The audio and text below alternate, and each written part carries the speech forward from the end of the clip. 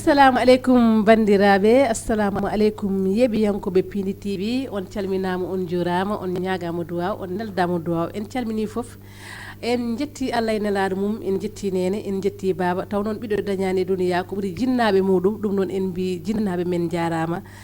Jetten sababuji meɗen kala ɗo e Pindi TV. Jetten moɗo Abou Samba Diop, Dawda Moussa Dia. Jetten mo no hannirta ni, jetten yeɓiyankoɓe men ayaw Pindi TV no hannirta ni. Jetten ɓeɓe ganduɗa kamɓe e kala saaha kamɓe goni yeɓoɓe meɗen, e kamɓe ɓe woni tigui rigui waɗoɓe participé e jewte men ɗe no hannirta ni. Jetten hilifaɓe meɗen diine, hilifaɓe meɗen aada, kamɓe foof jettenɓe no hannirta ni. Taw noon eɗen gandi kamɓe ganki diine o no hannirta ni, ɓe jaɓɓi hen juuɗe mabɓe ha tiiɗi machallah. Jetten ɓeɓe ganduɗa ko kamɓe tigui rigui goni ɓe ganduɗa kamɓe jagguɓe e émission ngaji men ɗi ha mbawa yeɓede no hannirta ni, saabu partage oɓe ɓen jaggue émission ngaji ha batti yeɓede. Ɗum noon Demba Ndiaye, bisimilla ma, calmodira e bandiraɓe Demba. Assalamu aleykum bandiraɓe yeɓoɓe Pindi TV, on calminama no fewi. Assalamu aleykum sohna Raki, assalamu aleykum dendagal kala jeeɓo Pindi TV, wonɓe diaspora ɓe hay wonɓe nder leydi Sénégal. En calminiɓe, en ñaganimama Allah moƴƴere nde Allah rokkiri en fartange ha garɗen ɗo ene so ɗum heɓɓude yewtere. Allah waɗiɗo ɗon kadi yewtere nden nde tawaɓe e dow jaam,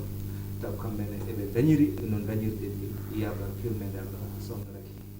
Amin ya rabbil alamin.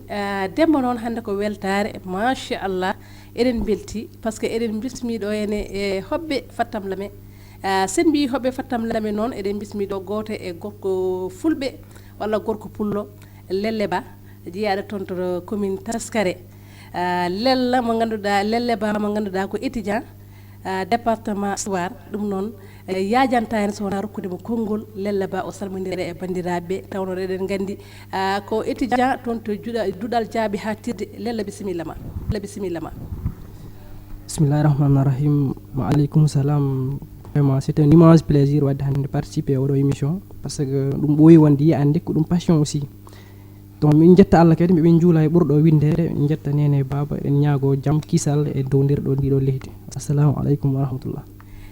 Noon Lelle Ba, golle ma jooɗi peewi. Yajantani so wona tottude Eva Ndiaye. Eva Ndiaye noon ko debbo mo ganduɗa ko entraîneur Magis Sport. Eva bisimilla ma. Assalamu aleykum bande on fof maɗa salminama no fewi, maɗa yetta mon kadi. Raki mi salminima no fewi e Demba e invité o Lella Ba, onon fof mi salminimon, maɗa salmina kala neɗɗo gonɗo e Pindi TV. Voilà, merci. E kay Eva Ndiaye a jarama, taw noon en mbi ko entraîneur, ko debbo tigui rigui dariɗo darnide tinde. Eva machallah, yajanta hen so wona nade e nder toɓɓe meɗen. Min noon hande toɗiɗiɗen ko actualité. Sen mbi actualité noon hande en mbawa haalde gagaji hen taw en mbiyani violence. Violence noon sen kaali ɗum hande men naate e ko wiyete o dinguire men. Dinguire men woni holtoon, dinguire men e nder lamba, dinguire men e nder ko wiyete ko football newetan e violence uji teskaɗi toon ɗi e goɗɗum yajanta noon so wona bismade ɓeɗo yimɓe ɓe gandanɗa hoorema, surtout sen bismimi hen debbo mo gandanɗa hoorema ko entraîneur, omo jogui hen ko wiyete ko gandal, omo jogui ko wawi addude hen ko. Dembe mbeɗa sikki men dañi hande ko kalɗen ɗo. Lelle Ba aussi heɗata hen caggal, konkon eɗen gandi ko joueur newetan mo ganduɗa tigui rigui ko labtude hen machallah, o heɗata hen caggal. Ɗum noon Demba ko kalɗa hen e violence o e ko teskiɗen ko hande ko wiyete ko watte ko e nder rendoji men e nder dinguire men ko yaadani ko. Ɗum noon Demba bisimilla ma. jarama sohna Raki. Ko fate affaire violence mo wi ɗum hande wiya ko ɗum actualité leydi ndi. Kono ko ɗum hande ko ɗum woni ko hande ko jiiɓi leydi ndi to banggal yo bang. Violence verbale, violence physique, violence morale, yimɓe eɓe jogui probléme to banggal violence côté ɗiɗi foof. ene waɗi enjeu ji kewɗi ɗon, ko ɗum woni ko jiɗɗen yewtude hande hoɓɓe men ɓe, ɗum woni ko jiɗɗen yewtude e bandiraɓe. Enjeu ji ɗi ko ɗum jiɗɗen andude hoto gummi, hoto ɗi gummi. Min mbiɗa sikki yiyandam woni foof waɗi ko base. Mo wi violence wiyatnoɗen ko sukaɓe ene kaɓa ene kaɗala konguɗe ene ƴettodira ɗum woni violence verbal wonon ka ɓoye wono violence physique jomumen jaa kaɓa lawodira kono hannde eɗen jiiya ko mawɓe garɗoto violence mawɗo darto ene fugga becce muɗumen wiya min ko ni mbaami ni ɓaatumi cukalel yiya ɗum ande kañum ɓanndu mum no wuɗi wiya jamanu defu ɗo tonni mon fof no wayi yo hollir ɗum woni noon kamɓene soɓe jii dinguide ɗe ɓe goni sukaɓe ɓe gona e bakkodirde ɓe bakkodirta ɗo mon fof no holla goɗɗo ko ni mbami wonen kadi ko jiiye kam holla doole mboɗo sikki ɗo enjeu ji fof hannde il faut memen ɗum ko woni e violence ko e nder société ko ne heewi ene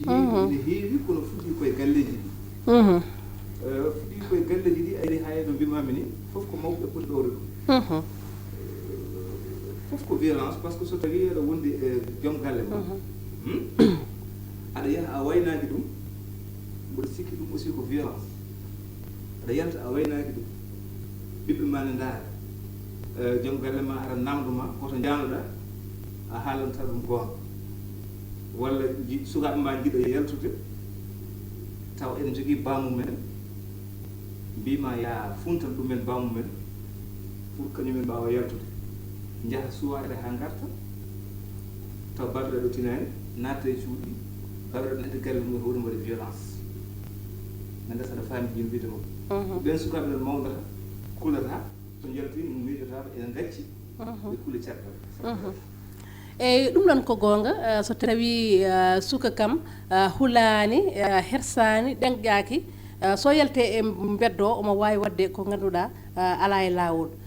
mbaɗen namdal tan fewde e lelle ba mo ganduɗa ko konko woni étudiant to banggue mo yaari to e banggue fannumo ko en tant que kadi gonnoɗo ko wiyete ko pettowo so tawi hande en kaali e violence ene naati hande e koye dinguire men ko nande sport hande nduni te ɗum ne kadi ko meccal makko men namdomo e lelle par ce que hande no yimɓeɓe gadorini ene ciforini mbeɗa sikki sport ko fair play yimɓe poti ko wadde ko ganduɗa so tawi a gagnama mbaɗa digéré défaite ma mbasa addude fitina mbasa addude hareji ɗum ɗon teskama lelle hoko saabi ɗum en tant que étudiant hono jiiruɗa ɗum bon alhamdulillah vraiment namnal ngal no waɗi fayida namnal noon sika tafore maggal moƴƴi jaabol maggol sattata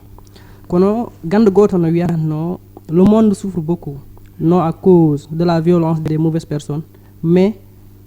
ɗum ɗo mais à cause du silence des bonnes personnes so tawi hande fotɓe ɓe layani na deƴƴi te oɗo mo musiɗo o waɗi ɗon sulñe ko nder galle he ɗum idori saabu suko o ñembat sa woni suka a yii ko gandanɗa ko hoorema o image mbo yooɗani an hoorema cikkata ko ɗum woni ɓuura wadde ala sago sukaɓe wonɗo ɓe ƴetti ko ardiɓe noon so pewnani ga heɗɓe less mbawa fewnude violence kam hande no yaaji saabu hay actualité ƴeewen wanno ko kewi ko Rufisque kurkali jaaha pijoye garta ɓe hen mbasa hen pittali mumen ɗum no yurmini vraiment ko ɗum hunde nde gandanɗo hoorema koko jaari woytade kono noon responsabilité o koko waɗa partagé saabu an so tawi a dañi ɓiima a foti ɗum ne a ne'ani ɗum no poɗɗo ɗum ni niru walla an so wone nder wuuro kañum ala mbo huuri saabu ko suko waɗi wiyeteno ko waɗa wiya acca amayi babakari ari ɗum fof natti woto joni sinno tawino han kala suko gonɗo bowo an haɗa jogui droit so hawre makko so waɗi ko fewani mbaɗa ɗum corrigé tawa ala ko tawanma hen ina wawi taw ɗum ɗo foof inchallah ɗum wota kono noon hande ko en ƴettuɓe ko en jeeya ƴettirɗen ko en jeeya hande a dañat 18 ans mbiɗa an tu es majeur maintenant tu es libre de faire tout ce que tu veux ɗum ko bone tan ɗum addirata de tungu noon kala ko tungi addatata ko ngal joomum violence o somo waɗi en tawaka ma ardata men saabu ala jiiɗande bon ɗum boni wadde mbaɗen corrigé sukaɓe guila law ƴeewen ɓe garden ten par ce que responsabilité o ko waɗa partagé président ji ASC ɗi fotɓe layani mawɓe ɓe fotɓe layani wadde ko ɗum hunde nde gandanɗa hoorema ɗone fuɗɗi hina joga kono en ganda toon fayi si ɗum waɗaka ɗum ɗo stoppé guila law min noon yiyanandam ko ni goto foof saabu aduna woto wat ko jiiɗɗa ko wat mais wat ko poɗɗa ko wat a waɗi ko poɗɗa ko wat tan hin wawi tawa tampinta hay goto ɗi kurkali wonɗo ɓe ƴetti an han mi yalta galle somi yeehi mi anda o ko babam mi anda o ko kawam mi anda o ko yummam wadde min komi gumɗo ala sago noon ƴeewen ni en kurkali ɗi guila law nen ɓe kadi e diini birtoɗa sukaɓe waktun foti allah maɓɓe jottoy to nder juma de diine sika ala a neɗɗo a wona haydara wadde ɗum poɗɗen ardin éducation o gardinan no mbatten mo nder école aji men guila élémentaire neɗɗo anda o ko mawɗo neɗɗo anda o sa gañi ɗum gañɗa ko hoore ma oɗo sa ƴetti haala sofka a fawi mum ko nene ma walla ko mawno debbo saabu agression o baɗaɗe est ce que an sikki tawi an hoore ma ko jogade jot hen ko en fait par ce que sika woni korko a janggayani a aynayani a waɗayani haydara pina aɗa waɗa déambulé dans les rues wadde an ko mbawɗo aɗa artirta tan koko boni wadde noon ngare kaɓeɗen ɗum enen fof ngare kaɓeɗen ɗum enen fof sen ni noon kaɓorten ɗum goto fof waɗɗa ko foti waɗde ko saabu an siga yeehi han jagguɗa debbo loppoɗo ɗum walla mbaɗɗa ɗum agressé tawat an wadde a jaggirani ɗum an haɗa jogui bandiraɗo debbo galle mum walla an haɗa jogui yumma galle mum wadde noon yo en ɗum kaɓa nduɗen kadi ƴeewen ko jeeyaka komen pitten ha laaɓa garten ndenten ƴeewen bel ma en ɗum mbaɗan trouvé solution de satta en goto fof so waɗi foti ko watta inchallah ma en dañ pays mo gandanɗo hoore ma violence hay so tawi ittaki kam ma ustade gonga lelle ba no mbiɗa ni mon fof ko foti wadde mbiɗa sikki hay so tawi violence iwan ɗo à 100% ma usto Eva Ndiaye en tant que entraîneur ɗo leydi ndi tolnini ɗo e sport hande ɗo tolni ɗo fonno wonde ko wiyete ko fair play e welama e weltare kono hande en pisima ko haareji e fitinaji est ce que ɗum noon ne foti en tant que entraîneur est ce que kadi ɓe ganduɗa kamɓe ardiɓe les responsables yontani ɓe kaala hen e gonga ni hayso nawi en nani ɓe mbaɗi hen des sanctions kono kam wonko ganduɗa kamɓe ɓe ganduɗa ardiɓe e poti hen haalde en tant que mo ganduɗa an ko domaine ma min namdoma hen wasata gadda hen ballal ma annen voilà araki mi salminima no fewi affaire violence mo karla o mi sikku ɓuyi ɗo e Sénégal partout dans le monde c'est que ko joni waɗa médiatisé kono avant il y avait la violence e galleji ɗi et partout dans le monde kono yimɓeɓe ɓe suusano haalde ko oɗo biyam waɗi violence oɗo walla goɗɗo et puisque c'était pas médiatisé yimɓeɓe ɓe andata voilà joni so tawi ko côté sport o mi sikku joni e ko nawetanuji ɗi gouvernement o ko foddo yilade des solutions pour nawetanuji ɗi wonata kono kamɓe mene puisque wonko ɓe dañata hen ɗum tahi ɓe wawa wadde éliminer nawetan par ce que mi sikku rek hande koɓe mon fo état koko foti wadde feere mo ganduɗa pour dans les écoles de foot ɓe jippina ɗuma o no wiyete tarif o parce que je trouve que c'est trop cher dans un pays comme le Sénégal ɓe wawa wiide par exemple yimɓe ɓe ɓe yaha école de foot te taw mensualité o ene chéri par ce que mensualité o ko ay 100 et quelques mille alors que ɓe yiiɗi nehde ɓiɓɓe mabɓe ɗum ɗo ɗon mi sikku moƴƴani so ɓe yiiɗi ɗum ɗon yeɓe tellin tarifaji ɗi dans les écoles de foot minen personnellement minen école de foot ameno c'est à caractère social parce que yimɓe yoɓat par année te cherani te école de foot uji ɗi taxat ɓe nehe hen ɓe daña comportement mo ganduɗa wona comportement de la rue par ce que sa yi neɗɗo mo ganduɗa koye école de foot ummi e neɗɗo mo ganduɗa koye dans les navétanes en général comportement mabɓe ɗi jiidata voilà maɗa ñaagui yimɓe foof yoɓe yahɓe waɗa inscrire ɓiɓɓe mabɓe dans les écoles de foot voilà joni kadi pour violence sa yi ɓuura ene ɓuuri yajde par ce que ɗuma fair play ala hen par ce que so tawi arbitre kanko mo ganduɗa kanko woni maître du jeu kanko foti wiide kanko yiyata ko woni e nder terrain hen mo wela o yaltina mo wela o nanna donc goɗɗo ala droit ene waɗa mo Eva ɗon mbimi namdo parents ji ɗi walla yimɓeɓe sa yi am waɗa insisté nawde ɓiɓɓe mabɓe ko wiyete ko école de foot walla yo ɓiyamo won mbeur par ce que ene haasi dañeteɗe hon en fait joni moni foof ko kalis o tan ɓurɗen yidde e yiide ha ganduɗa hoorema moni foof ne yiiye ɓiyum yo yaa école foot walla yaha waɗoya lamba pour daña haalis daña inde daña Sadio Mané walla modulo pourquoi ɗum ɗon en mbawa wadde formé seere mellani liɓɓe men internat pourquoi football tan woni ɗo non c'est pas seulement football tan woni ɗo parce que tikkumi hande so tawi a dañi biɗo omo wawi so tawi ko cukalel omo wawi par samedi et dimanche o yaha o waɗoya football mercredi soir et samedi soir o janggoya alquran du lundi au vendredi o yaha à l'école française o waɗa couruji makko te ɗum ɗon bonnantamo haydara actuellement ni même dans le football polyvalence koko il faut que jangga école kadi aɗa waɗa football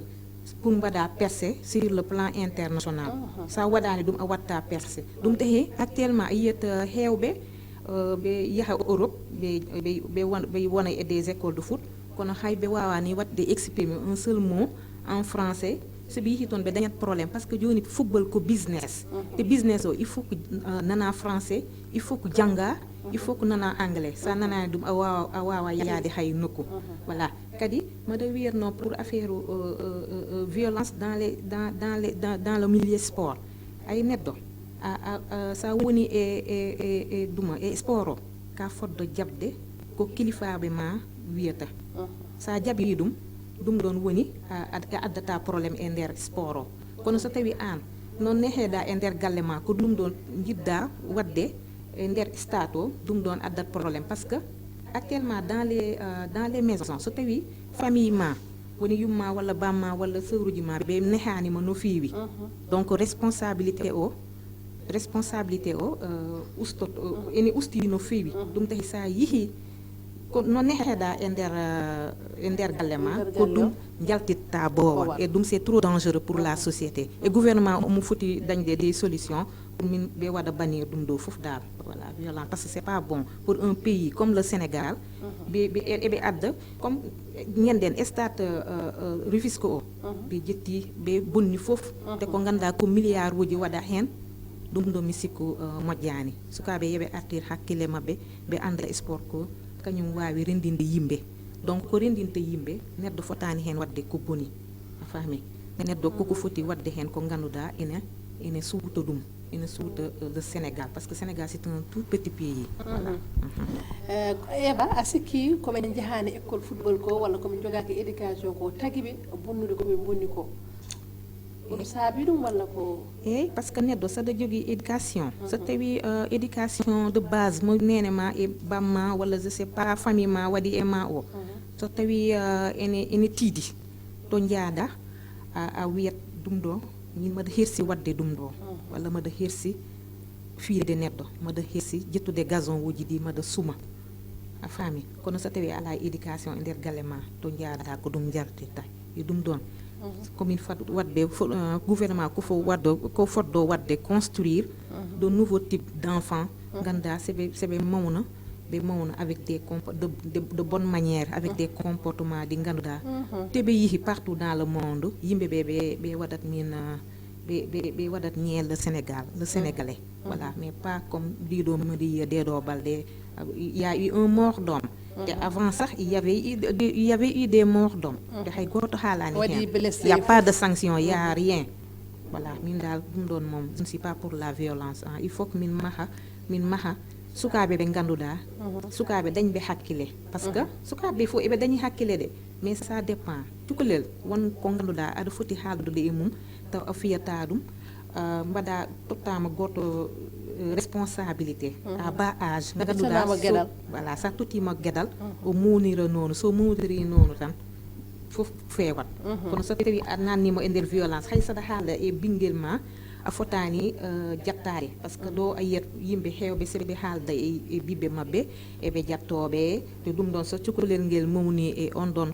vraiment comportement c'est pas bien walla aɗa fiye ɓinguel ma ɗum ɗon so mawni hen par ce que cukalel eɓe wiye ko loosol andi cukalel anda loosol il faut que aɗa haalda e mum o anda foof so andi foof tahata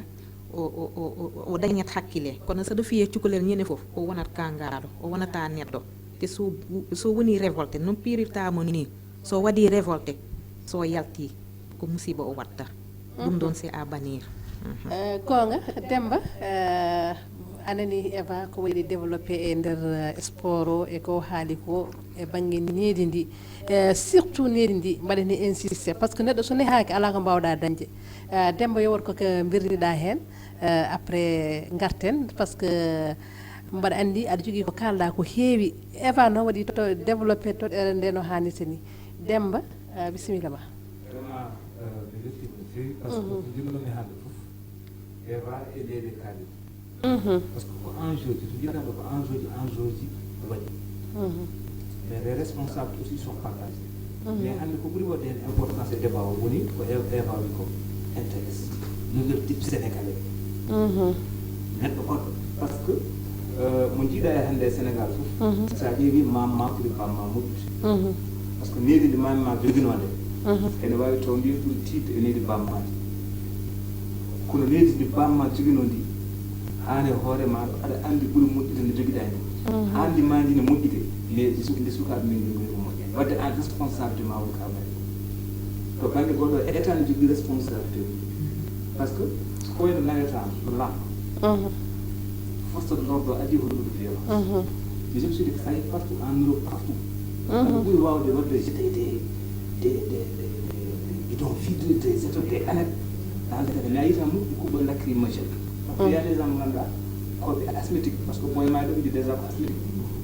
donc je me suis dit que force de l'ordre et pour y aller de manière goɗɗo manière de sensibiliser wadde sensibiliser les jeunes wadde ɓe éduqué e nder terrain o wadde communiqué proximité woni e police ji proximité de waɗe mabɓe communiqué woni daminede lacrymogène donc état o hoɗum iɗi woɗɗo violence et lacrymogène jabbude des canons ene tire devant e fuuji ganduɗa ngari ko yebde no sukaɓe ne jeeyi ɗum ko état o adi wonde yimɓe ɓe ganduɗa kamɓe kollude violence a faami donc niveau type sénégalais il faut mbatten ɗum ko mamiraɓe men ɓe jogui ɗo ko gadden ɗum e sukaɓe har goɗɗo jogui responsabilité o rewɓe ɓe fam jibinde sukaɓe par ce que an e hoore ma waɗi feere ha cuurel maɗa wawa heɗade bamma par ce que an cuule ngel ngel heɗo ngel nanana bamma ko waɗanima arrangé an debbo par ce que mbiɗa nde ko cuule ngel ngel ɓoftoto bamma ko ha timno te nde so ɗuttimi bamma an ɗum wattama arrangé par ce que cukalel a fota daminade muɗum a intérêt goto a fota jogade cuule ngel sona ɗum éducation sigel mawni ngel wawa jogade hoore men mais en toujours aɗa andi o ko weli cukalel ngel e ko jiɗɗa wadde cuule ngel e complicité gonɗo hakkude ma cukalel ngel a ettimo responsabilité bamma ko natti façanade bamma ko donc ɗon aussi ko responsabilité parent ji responsabilité jeune uji ɗi aussi ne kamɓe responsabilité ɓe ɓuuri hewde par ce que sa ƴeewi violence ɗi kewɗi mbaɗoji ko ɓiɓɓe miskineɓe tan keewi yolade violence keewi kadi wadde e nder violence hay sa e nder université mairie université mo noon yimɓe hewani yi tan wiyeɓe ɓiɓɓe ministre eɓe kañumen jahata ene mbeɗonode police ji bon lacrymogène uji e kaayi sa wi ko ummiɓe e ɗum ɗoji ɗi ko ɓen ɓiɓɓe miskineɓe ɓen keewi habdude police ji par ce que waɗaɓe ɗo ɓe fof ley oɗoji hen mbiɗa waɗa cité ko ɓiɓɓe miskineɓe donc peut être mbaɗi feere haɓe tottama programme mo ganduɗa kamɓe violence wiye hakkillaji moon donc jeunesse o il faut gandan aussi waɗoɓe on sacrifié ɓe walla no ɓuri ton koye mon sacrifié ni ɓiɓɓe patron ɓe kañumen nana mbaɗa profité ne ƴewde diplôme ɓede diplôme donc trois responsabilité no ɗon enjeuji ɗi kadi memi ɗum donc il est temps no mbaɗen créé intéresse nouvelle type sénégalais woni sénégalais mo ganduɗa o yewata ko mamiraɓe ɓe guuranno hen ko fasnade bamum e yummiraɓe mbaɗa hen sukaɓe par ce que hande yummiraɓe fasnaki worɓe mabɓe par ce que mbi kala defɗo joom galle muɗum rottata ko ɓiru donc so tawi a heɗinaki joom galle ma a fasnaki joom galle ma ɓindima so mbiɗi yalti ngel miijata ko galle gam ɗumi taw ga ngaari mawni par ce que ye teɓati ka ngel jeeya hoɗoma def ko ngel hakkudirawi wadde voilà donc enjeu ji ko ɗum ɗoni noon haɗen banggue solution solution woni ko ɗo wi ko nouvelle type sénégalais ƴeewade créé activité fasnade bammum fas hulde kawmum mo jiiɗa fof e mbedda mawko goɗɗo jinnal ma aɗa foti hulde ɗum aɗa foti nawde ɗum aɗa foti hirsude wadde bandiyagal walla violence e yeeso muɗum aɗa foti hay hirsude jogade woni visage uji visage e yeeso fodɓe e jinnaye ma comme no jama o wona hay donc ko wadde créé activité penci goɗɗo e nder société o ɗum noon ko rewɓe woni ɓe mballitani rewɓe ko ɓe yahde e nder monde goɗɗo monde intérêt ɗum tagi mbawa haɗa ɓiɓɓe mabɓe goto ɗum jagal ngatoɓe fof toon violence o ari ha ɓe ndenduɗa enen no jaɗen famille polygamie an oɗo oɗen ndendi goto goto mais ko guerre mawɗo woni hakkude mon sukaɓe ene mawdete a faami discrimination wona hakkude mon adda mécontensité discrimination ɓuuri hewde hannde ko waɗete e jeesi sukaɓe ɗum addata mécontent sukaɓe soɓe jalti kamɓe ɓe mbawa wonde ɓe ganduɗa yehude mbaɗa des drogue par ce que agression ji kewɗi hannde e jamati aussi laamu ngu nana jiiɗi wadde point goto laamu ngu aussi il faut ɓe mbaɗa stock de drogue wonawɓe e leydi ndi par ce que sukaɓe hen ko oɗoɓe agressé oɗoɓe ɗo henne débraqué kamɓe fof sosno de drogue aussi il faut laamu ngu aussi ɓe mbawa ƴewde drogue o ɓe ɓedɗum ɓesode par ce que ko wona poussé sowaɓe assez wadde drogue koye haare gonɗuɗe kareɗe gonɗuɗe nder galle ɗi désespoir gonɗo e nder galle o sowaɓe renta ɗaminade avenir ɓe ya aussi mbaɗi fréquenté ɗum ganduɗa eyyi ko monsieur Ndiaye won point mbaɗɗa ɗo souligné joni affaire étudiant ji quoi kono haɗa andi sinno tawi no ɓiɓɓe patron ngaji ɗi condition ngaji ɗiɓe pawa étudiant ɗi ɗon ɓe pawa on nanta coow kono noon kala heewi tan rufat étudiant de wonno yolta waɗa révolté tawata ko tampi déjà yiiɗi cuuɗata ɗum mais ñamde woni université hen ɓuuri boɗ faut qu'on dise la vérité mbaɗat souffrir joni onon souffrance homo fayi ɗumen état wona état fayi ɗumen wadde ko état wayso waɗa ko foti ko waɗ tigui ko hen yaaha arta gueɗel ko ɓurni ɗen ko en jeeya ɗum sen gaccani ɗum ɗo ha subaka en mbawi yittu solution ko woni ko ɓurni ɗen ko en jeeya affaire modernisation on poten c'est pas pour nous andi ko woni neɗɗoyankagal kala ko moƴƴi ɓama gadda kala ko duttinatma caggal goppa e gaga ɗum en mbawa ɗum dañde so wona en goppu ko en jeeya ko jalɓuɗen ko jiiɗen ko tigui ko hen kadi ne en sukaɓe men a diine saabu neɗɗo sika ala diina ala hidra neɗɗo a wawa gaga jogade nidde ala diina ala saga kadi jogoɗa référence moƴƴo haɗen sénégal wona référence uji kori ɗen wona ɗum kori ɗen e koyen yontaɓe jama mum gandanɗa hoorema ko ɗum koko muusi degui yallam ɗum welani hay ɗum layatako boom ɗum layataka ɗum layataka